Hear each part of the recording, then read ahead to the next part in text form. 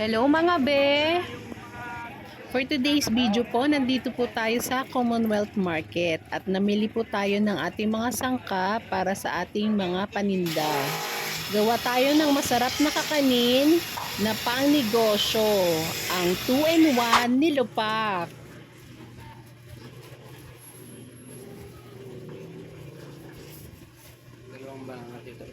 Oo be. Pagdating natin ng palengke, nagbalat na tayo ng ating kasaba para sa ating kasaba cake, suman, at ang ating gagawin na merienda ngayon ay ang nilupak.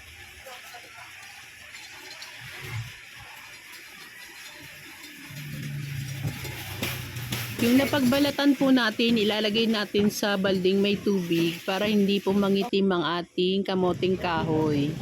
Tapos, hugasan na po natin ito. Ito yung unang hugas. Tapos yung pangalawang hugas, ito na po sa running water. Para siguraduhin malinis po yung ating kamoting kahoy. Ako po si Glory at meron po akong maliit na tindahan at binabahagi ko po ang aking mga paninda sa paggawa ng mga videos. Kung gusto niyo po ng ganitong mga video, please like and subscribe to our YouTube channel. Thank you and God bless!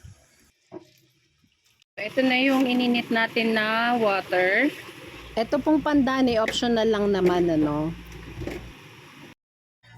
At ilalagay na natin ang ating hinugasang kasaba or kamoting kahoy. Tatakpan natin. Sasalang natin ito for 45 minutes. Ang ating apoy ay nasa medium heat.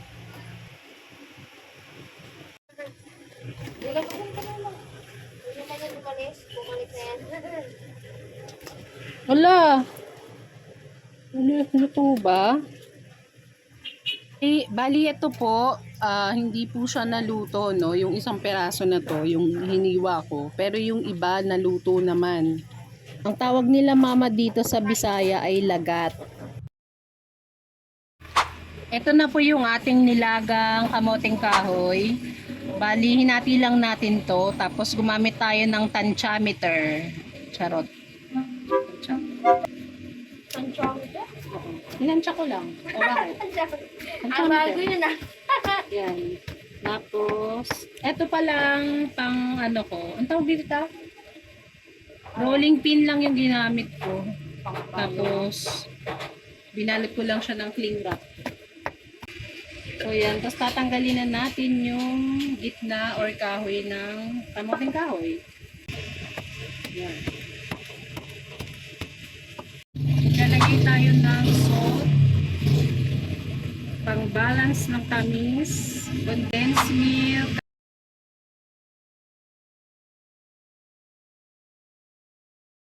160 grams ng condensed milk, yung ating 1 cup ng grated coconut, 3 tablespoon ng margarine,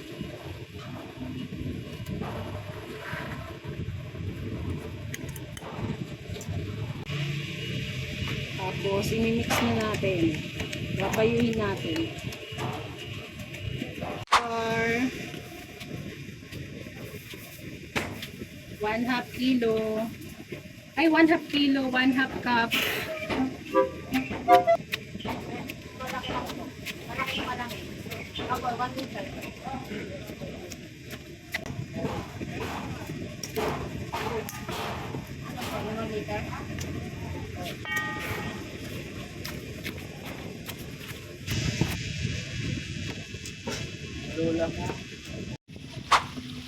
Ito po ay 12 by 12 by 3 na pan. Lalagyan lang natin ng malinis na dahon, tapos ibabrush natin ng margarine.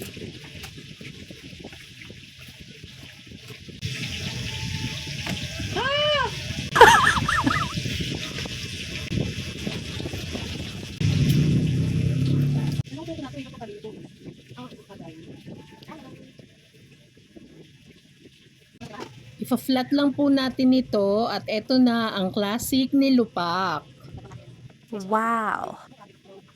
So, yan, tatanggalin muna natin yung gitna ng kamoting kahoy.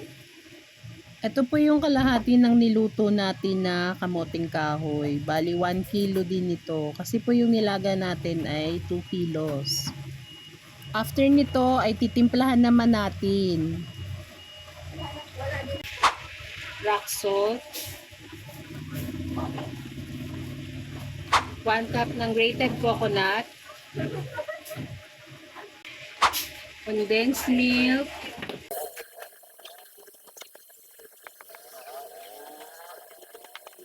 1 teaspoon ng violet na food color.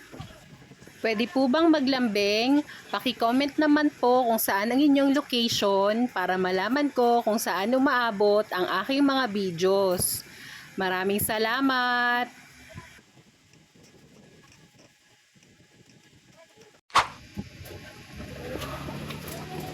Dito po sa part na to, muntik ko pong makalimutan lagyan ng sugar.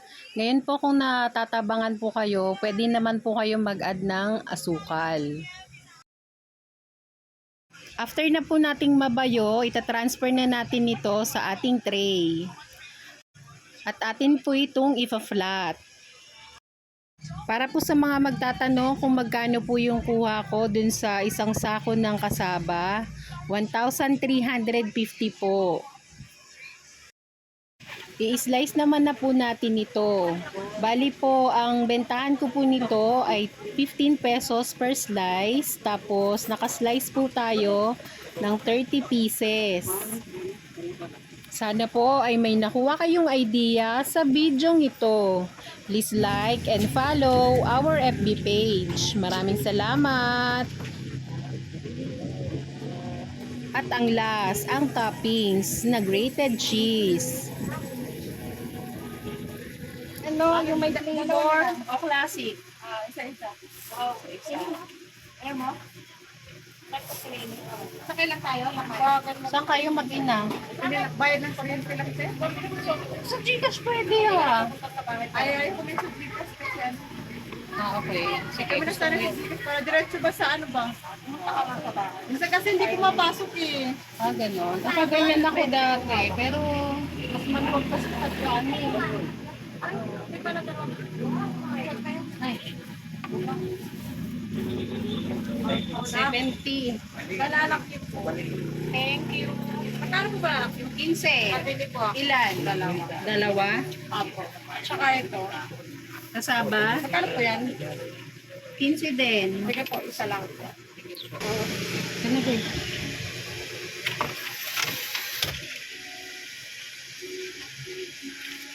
Thank you for watching.